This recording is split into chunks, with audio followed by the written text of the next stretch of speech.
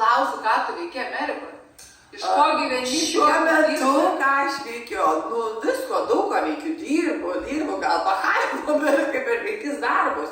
Turiu visokios veiklos, turiu savo verslą įsteigus ir kitą verslą, ir dar planų yra įsteigti, ir kitam verslui. Vienu žodžiu, aš tik tai sėdžiu ir įsteiginėju verslus. Jeigu jums reikia verslo, paskambinkit man, aš jums įsteigsiu verslo.